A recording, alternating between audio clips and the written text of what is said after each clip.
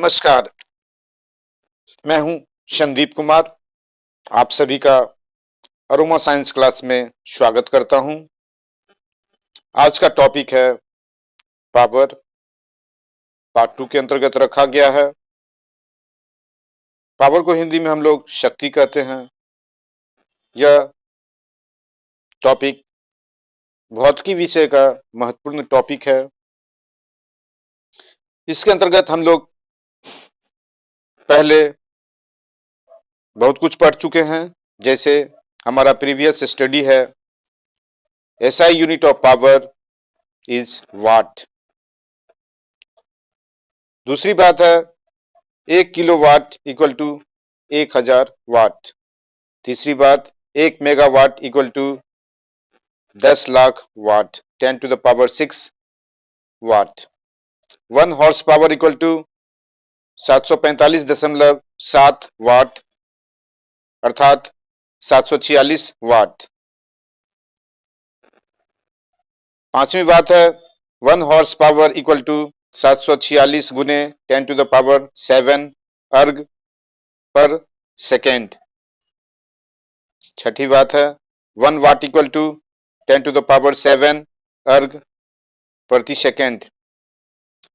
सातवीं बात है 1 kilowatt equal to 1000/746 horse power. यह भी इंपॉर्टेंट बात है। जब हम 1000 में 746 से भाग देते हैं तो हमें प्राप्त होता है 1.34 हॉर्स पावर।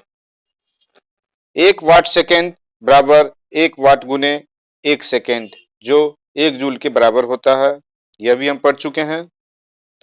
नवीं बात है 1 watt hour equal to 3600 joule होता है। 10वीं बात है 1 kilo watt hour equal to 1000 watt hour होता है। सॉल्व करते हैं तो हमें प्राप्त होता है 3.6 गुने 10 to the power 6 जूल। आगे जब इसको हम देखते हैं तो 3.6 गुने 10 to the power 6 watt second होता है। नोट में हम लोग इसको देखते हैं watt, kilowatt, megawatt, horse power, ये सभी शक्ति के मात्रक हैं, यूनिट ऑफ पावर हैं। Watt second, watt hour, kilowatt hour, ये सभी एनर्जी के मात्रक हैं, यूनिट ऑफ एनर्जी। इससे पहले एक बात और हम लोग देखते हैं। कुछ सूत्र हम लोग पहले पढ़ चुके हैं। जैसे power equal to work done by time taken. Power equal to work done बटा टाइम टेकन। इसका मतलब ये हुआ यदि पावर का सूत्र ज्ञात करने के लिए अगर हम थोड़ा सा विस्तृत चर्चा करते हैं तो देखते हैं कि अगर किसी वस्तु पर कार्य अगर कांस्टेंट हो, दो वस्तु है, दोनों वस्तु पर हम लोग अलग अलग समय में हम एक ही तरह का कार्य करते हैं, अर्थात कहने का मतलब हुआ वर्क हमारा यहाँ पर कांस्टेंट होगा और टाइम डिपेंडेंट हमारा वर्क होगा। जैसे एक काम को हमको करने के लिए 2 सेकंड का समय लगता है, उसी प्रकार दूसरे वस्तु पर अगर हम काम करते हैं तो हमें 3 सेकंड का समय लगता है। इससे यह पता चलता है कि 2 सेकंड में जो काम पूरा हुआ उसमें ज्यादा पावर उपयोग में लाया गया। इसके विपरीत यदि हम यह देखते हैं कि दूसरा काम जो 3 सेकंड में पूरा हुआ, इसमें पावर का उपयोग कम हुआ।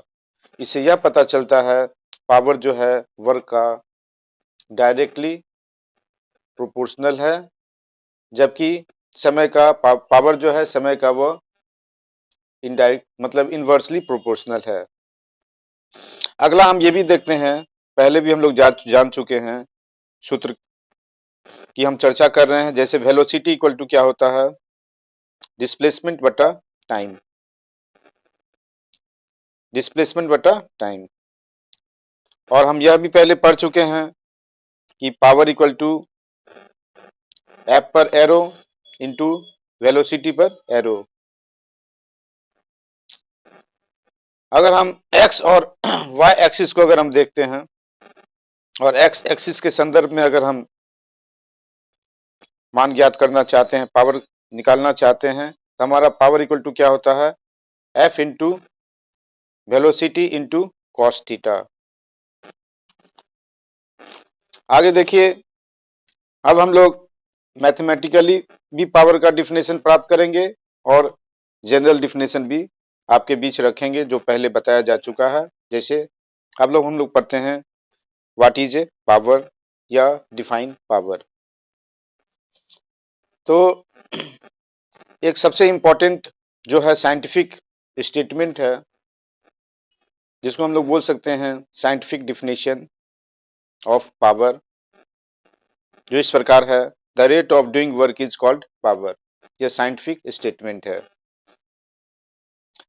इसे हम दूसरे तरह से भी प्रस्तुत कर सकते हैं, जैसे the rate of consumption of energy is called power. तीसरे तरह से भी हम लोग प्रयोग कर सकते हैं, बता सकते हैं work is done per unit time is called power. यदि हम मैथमेटिकली अगर पावर का डिफिनेशन देना चाहे तो वो होता है power is the dot product of two vectors that is force and velocity. कहने का मतलब है power equal to force into velocity. इसको हम लोग डॉट प्रोडक्ट में बताते हैं तो होता है P इक्वल टू एफ पर एरो इंटू वेलोसिटी पर एरो।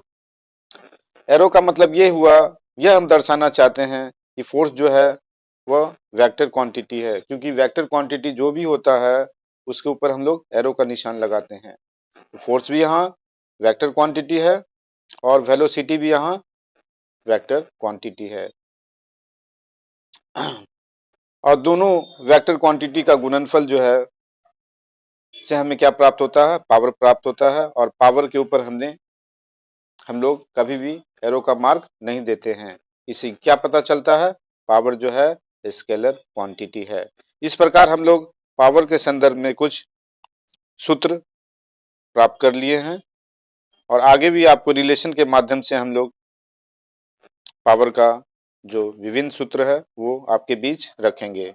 तो अभी तक हम लोगों के बीच जो पावर का सूत्र आया वो इस प्रकार है, जैसे P equal to F into V into cos theta, या दूसरे शब्द में हम बता सकते हैं, दूसरे बात में बता सकते हैं P इक्वल टू एफ पर एरो इंटू वेलोसिटी पर arrow. P equal to work done divided by time. P equal to F into displacement divided by time. P equal to mass into acceleration into displacement divided by time. और इस प्रकार और भी कुछ बहुत सारी बातें सामने आ सकती है। तो हम लोग चलते हैं अब विद्युत शक्ति, जिसे हम लोग विद्युत सामर्थ्य भी कहते हैं, इंग्लिश में हम इसे इलेक्ट्रिक पावर भी कहते हैं। किसी विद्युत परिपथ में विद्युत ऊर्जा के व्यय खर्च होने की समय दर को विद्युत शक्ति या विद्युत सामर्थ्य कहते हैं। यदि किसी विद्युत परिपथ में t सेकंड में W जूल ऊर्जा व्यय होती है तो electric power equal to work divided by time. Work को हम लोग जूल में व्यक्त करते हैं और टाइम को हम लोग सेकंड में व्यक्त करते हैं। वर्क का एसआई मात्रक जूल होता है, जबकि टाइम का एसआई मात्रक सेकंड होता है। और जूल प्रति सेकंड बराबर हम लोग पहले पढ़ चुके हैं 1 वाट होता है। इस प्रकार P electric power equal to W divided by T watt हुआ। अब देखिए कुछ रिलेशन, हम लोग रिलेशन बताते हुए इलेक्ट्रिक पावर का सूत्र ज्ञात करते हैं। पहला जो है विभवांतर, जिसे वोल्ट में हम लोग नापते हैं, और धारा जिसे हम लोग एम्पियर में नापते हैं, के पदों में इलेक्ट्रिक पावर। तो हम लोग सूत्र से, सामान्य सूत्र से इसको लेते हैं, power equal to W by T. जबकि हम लोग पहले भी बता चुके हैं कि W बराबर क्या होता है, V into I into T. V का मतलब हो गया वोल्ट आई का मतलब हो गया एम्पियर करंट और टी का मतलब हो गया टाइम। तो डब्ल्यू बराबर क्या होता है, V into I into T. I V का मतलब हो गया वोल्टेज, आई का मतलब हो गया धारा, टी का मतलब हो गया समय। यही स्पष्ट होता है। अब हम डब्ल्यू बराबर V into I into T रखते हैं, जो हमारा सामान्य सूत्र है उसमें। अब देखिए power equal to W divided by T था, तो डब्ल्यू के बदले हम वी आई टी रख देते हैं, V into I into T रखते हैं। और तो क्या हो गया, और टी पहले से है नीचे, डब्ल्यू के नीचे, तो क्या हो गया V I T divided by T. T T हम लोग काट देते हैं, ऊपर नीचे हैं काटते हैं, तो क्या होता है वर्क बराबर क्या होता है वी इंटू आई वाट। पहला रिलेशन इस प्रकार निकला। देखिए आगे हम फिर निकालते हैं। धारा और प्रतिरोध के पदों में इलेक्ट्रिक पावर। धारा और प्रतिरोध के पदों में इलेक्ट्रिक पावर। धारा मतलब करंट होता है, इंग्लिश में हम लोग कहते हैं इलेक्ट्रिक करंट। प्रतिरोध को हम लोग इंग्लिश में रेजिस्टेंस कहते हैं, के पदों में इलेक्ट्रिक पावर। तो पावर इक्वल टू सामान्य सूत्र है work done divided by time taken, जबकि वर्क बराबर क्या होता है धारा का स्क्वायर गुने रेजिस्टेंस गुने टाइम।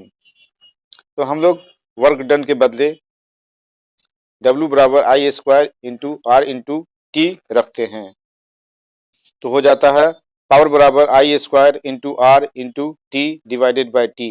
टी टी कैंसिल होता है, मतलब काटते हैं हम लोग, तो क्या होता है power equal to I square into R watt. अतः P बराबर V into I, V into I, P बराबर क्या हो गया V इंटू आई हो गया, V इंटू आई। क्यों, क्योंकि V बराबर आई इंटू आर होता है, इसलिए हम लोग क्या किए हैं V का मान जो है आई इंटू आर होता है, इसलिए हम लोग वहां पर यह मान रख दिए हैं।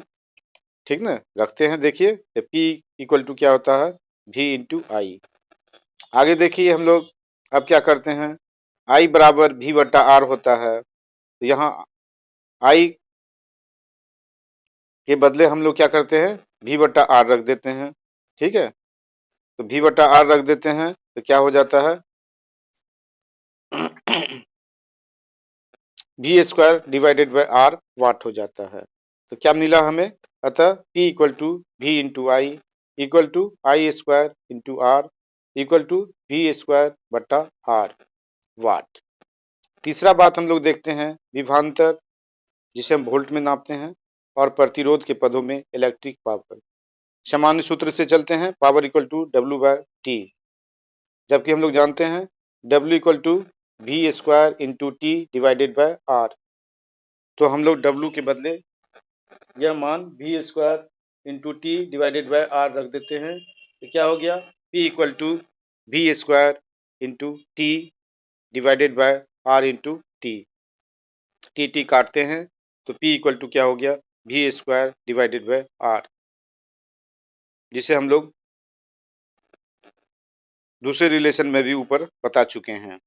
तो आगे देखिए, ये जो हमारा तीसरा रिलेशन था विभवांतर और प्रतिरोध के पदों में इलेक्ट्रिक पावर, जो क्या मिला, जैसे हम लोग फिर से दोहराते हैं P समान सूत्र से P equal to W by T, जबकि W का मान हम लोग जानते हैं V square into T divided by R होता है।